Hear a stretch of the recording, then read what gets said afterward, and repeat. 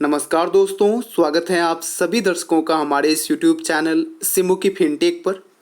आज की इस वीडियो में हम लोग बात करने वाले हैं IRFC के ऊपर। सबसे पहले नज़र डालेंगे आज दिन भर हुए IRFC में हलचल पर। आज यहाँ पर देख पाओगे कि IRFC की आज क्लोजिंग 23.80 पर देखने को मिली है, जो पिछले दिन के क्लोजिंग से यानी कि शुक्रवार की क्लोजिंग से 35 पैसा के बढ़त के साथ हुई है और लगभग 1.49% यहाँ पर बढ़त देखने को मिली है। आज इन्होंने जो हाई बनाया था वो था 23.95 और लो जो बना था 23.35, यानी कि आज इन्होंने 23.35 से 23.95 तक के रेंज में आज इन्होंने ट्रेड किया है और क्लोजिंग आप देख पा रहे हो कि 23.80 पर हुई है।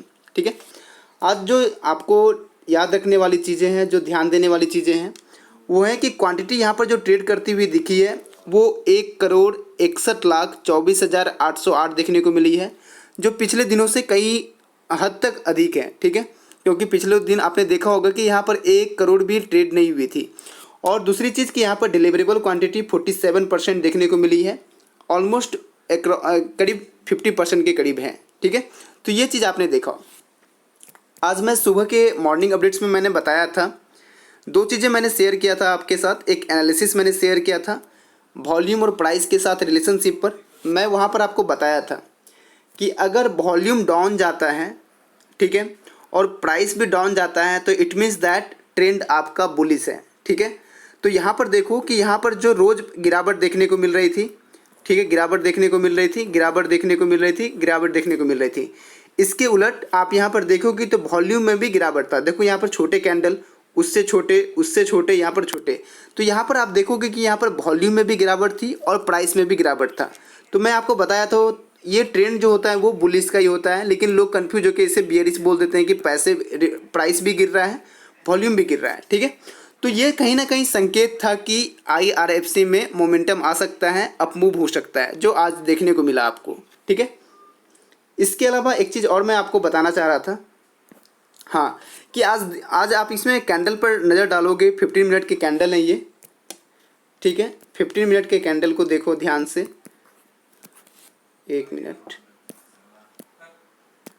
हाँ, यहाँ पे आपको ध्यान से देखना है कि आज जो यहाँ पर डे की स्टार्टिंग जो हुई है और यहाँ पर एंड हुआ है, सबसे पहला कैंडल जो यहाँ पर देखने को मिला है वो बहुत बड़े वॉल्यूम के साथ ट्रेड किया और थ्रू आउट द डे ये सबसे बड़े कैंडल बना रह गया, यानी कि बहुत बड़े वॉल्यूम के साथ सुबह में ट्रेड हुआ।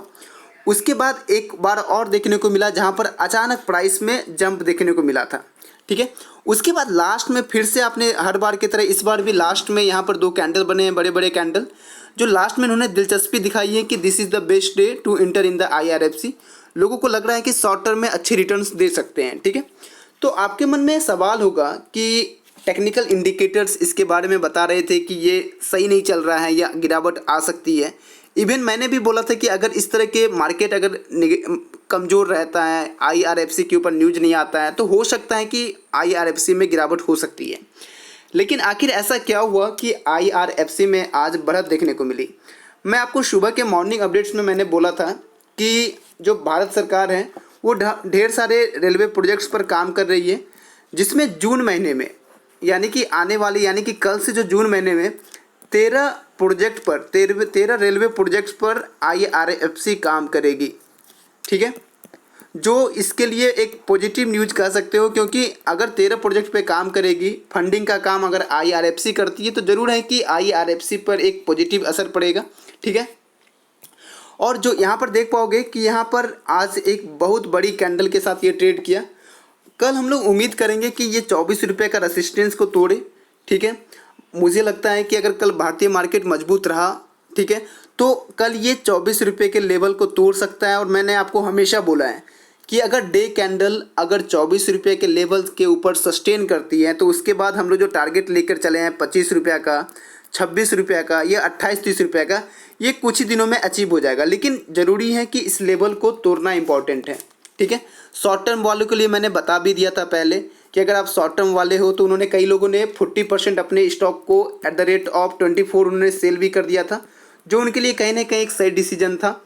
तो मैं और भी आपके साथ स्ट्रेटजी शेयर करूंगा कि कैसे आप अपने पोर्टफोलियो को आप IRFC से छुटकारा पा सकते हो कि अगर लग रहा है कि बोझ बन के रह रहा है IRFC, आप इन्वेस्टमेंट करना नहीं चाहते थे, अगर आपने कर भी लिया तो आप लोग को डरना नहीं है, ठीक है, सब कुछ सही होगा। IRFC अपने मजबूत फंडामेंटल्स के लिए जाना जाता है, ठीक है, तो डरना नहीं है। कंपनी बहुत बड़ी है, 30,000 करोड़ की कंपनी है, तो बिल्कुल भी नहीं डरना है। हाँ, ध्यान रखना है कि आप लोगों को एवरेज और फ्रेश बाई एक सही लेवल पे करना है। ऐसा नहीं है कि एवरेज करने के चक्कर में फंस जाओ इसमें, ठीक है, क्योंकि आज एवरेज कर रहे हो, कल देख रहे हो कि आज एवरेज करके 21 रुपये प्राइस हुआ, कल आपने देखा कि ये 20 रुपये 50 पैसे पर ट्रेड कर रहा है।